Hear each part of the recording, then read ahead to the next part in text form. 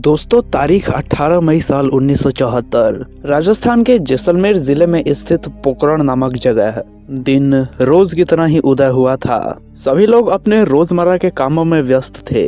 तभी दिन के समय में एक भयानक विस्फोट होता है और इस विस्फोट के साथ उठता है एक बहुत बड़ा धुएं का गुबार।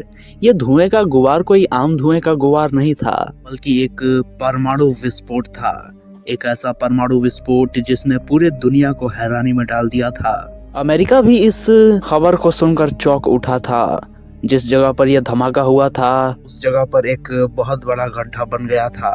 यह धमाका इतना भयानक था कि पोखरण की पूरी जमीन कांप उठी थी।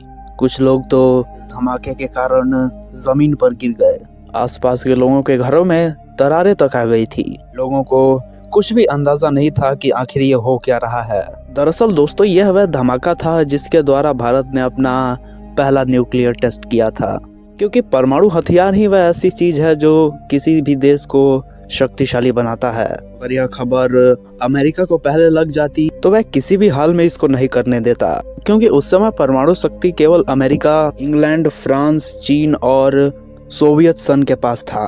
और अमेरिका ये बिल्कुल भी नहीं चाहता था कि भारत एक परमाणु संपन्न देश बने। और जब भारत ने सफलतापूर्वक अपना ये न्यूक्लियर टेस्ट कर लिया, उस समय भारत में इंदिरा गांधी की सरकार थी। इस विस्फोट के बाद इंदिरा गांधी खुद वहां पर आती है और उस जगह का जायजा लेती है। और जब इंदिरा गांधी के द्वारा यह बात पूरी दुनिया के सामने आती है कि भारत ने परमाणु परीक्षण कर लिया है, तो अमेरिका जैसे देश तो एकदम छकपका गए।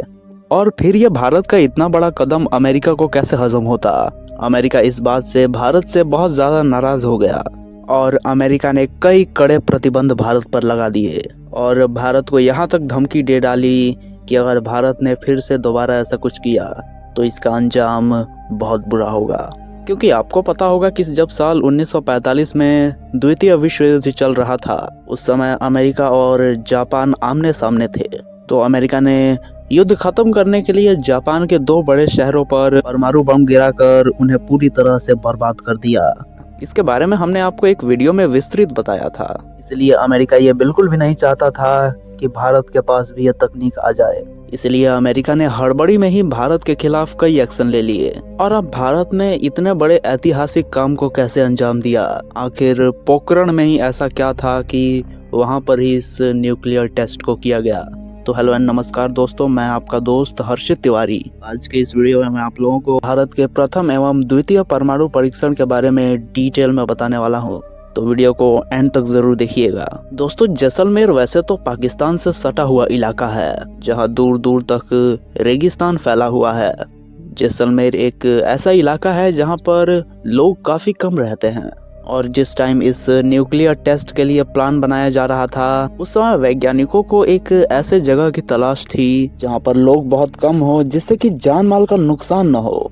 और इसमें बहुत छोटी सी चूक भी बड़े नुकसान को अंजाम दे सकती थी। इसके बाद वैज्ञानिकों ने कैलकुलेशन करके जैसलमेर के पोखरण के इलाके को सुनिश्चित किया। पोखरण एक ऐसी जगह थी जहां पर पहले इंडियन आर्मी युद्धाभ्यास भी करती थी, इसलिए यहाँ पर सिक्योरिटी का भी इतना ज्यादा खतरा नहीं था। और इसका एक कारण ये भी था कि वैज्ञानिकों को यह टेस्ट करने के लिए एकदम सूखी जगह की जरूरत थी, जहाँ पानी ना मात्र में भी ना हो, क्योंकि परमाणु विस्फोट के दौरान काफी खतरनाक रेडियो एक्टिव विकिरणें निकलती है। ये विकिरण इतनी ज्यादा खतरनाक होती है कि हवा के साथ साथ पानी में भी मार कर सकती है।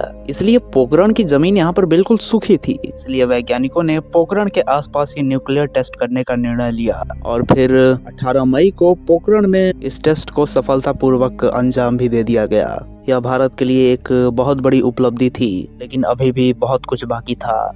एक बार फिर से न्यूक्लियर टेस्ट करने की जरूरत थी, क्योंकि वह तो परमाणु परीक्षण की तरह हमारा सिर्फ एक कदम था। मेन काम तो अभी बाकी था। अभी तो बम वगैरह बनाने बाकी थे, लेकिन अब अमेरिका पूरी तरह से चौकन्ना था और अमेरिका ने भारत को खुली धमकी भी दे रखी थी कि अगर भारत ने दोबारा ऐसा कुछ किया तो बिल्कुल भी ठीक नहीं होगा।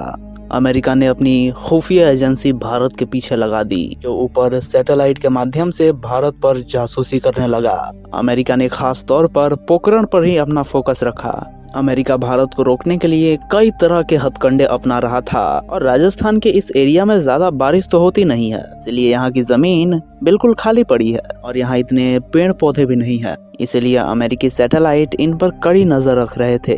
इस बीच यहाँ पर कोई भी एक्टिविटी होती तो अमेरिकी सैटेलाइट उसे तुरंत ही कैप्चर कर लेते और ये तस्वीरें जब अमेरिकी सरकार के पास जाती तो वह भारत पर दबाव डालती। इसलिए यहाँ पर परमाणु परीक्षण करना काफी कठिन था और अमेरिका के दबाव एवं डर के कारण कई सरकारों ने इस प्रोजेक्ट पर काम भी नहीं किया। फिर आता है अटल बिहारी वाजपेयी कार्यकाल। ये साल था 1998 का। वाजपेयी की सरकार ने परमाणु परीक्षण को हरी झंडी दे दी। इसके बाद हमारी इंडियन आर्मी लग गई इस मिशन पर, मगर यहाँ पर दिक्कत ये थी कि इस मिशन को बहुत ही खुफिया तरीके से अंजाम देना था, क्योंकि लगातार अमेरिकी सैटेलाइट की नजर पोखरण पर थी। और फिर क्या था, हमारी आर्मी और वैज्ञानिकों ने काम तो शुरू कर दिया और वैज्ञानिक भी सेना की वर्दी में ही रहकर काम करते थे कि किसी को कोई भनक ना लगे। और हमारे वैज्ञानिकों ने यह जानकारी जुटा ली थी कि जिस समय सैटेलाइट पोखरण के ऊपर से गुजर रहा होगा उस समय वह बिल्कुल एक नॉर्मल सैनिक की तरह रहेंगे। बाकी वैज्ञानिक दिन में बंकर में छुपकर प्लानिंग बनाते थे।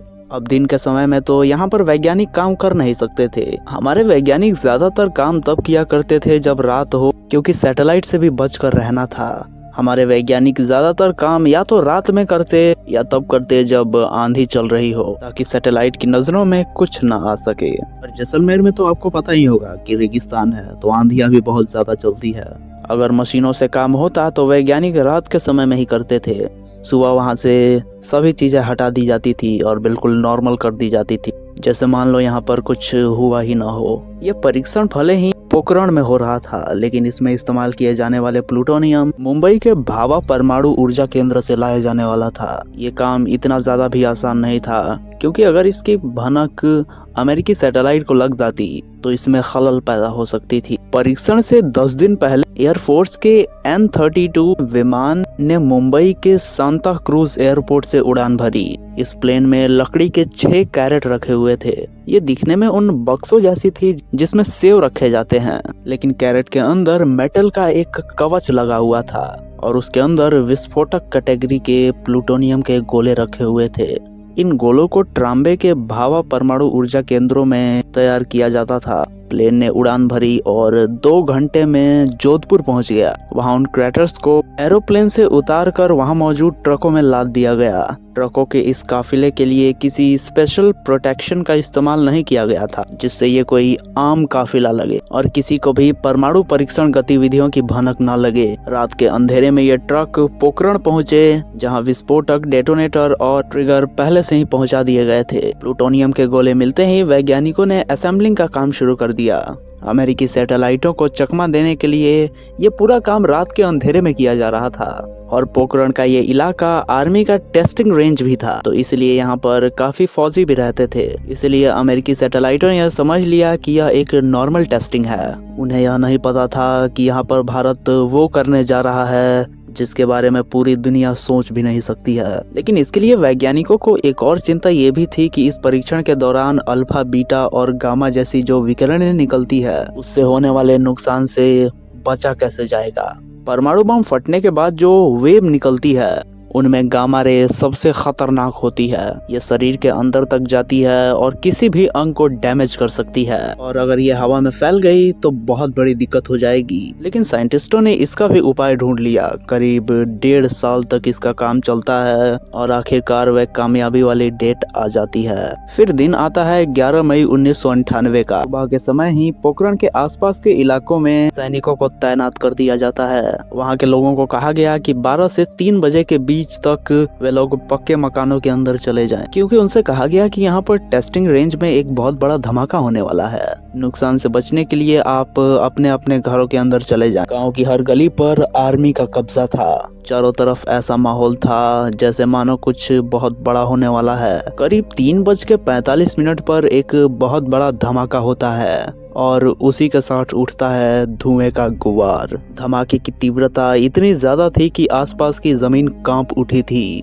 लोगों के घरों एवं पानी के टाकों में दरारें आ चुकी थी और तभी वहां बैठे अधिकारी भी यह बात समझ चुके थे कि हमारा काम सफलतापूर्वक हो चुका है।